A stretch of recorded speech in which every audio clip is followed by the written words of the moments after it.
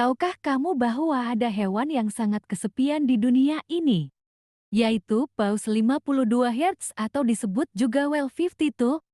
Paus biru ini memiliki hal unik, yaitu suaranya berada pada frekuensi 52 Hz, yang dimana paus pada umumnya memiliki suara pada frekuensi 12–25 Hz.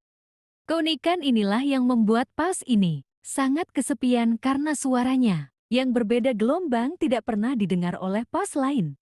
Sehingga selama hidupnya paus ini menjadi sabgat kesepian, tanpa ada paus lain yang mendekat. Like jika kamu suka dengan video ini. Subscribe kalau mau tahu info unik lainnya.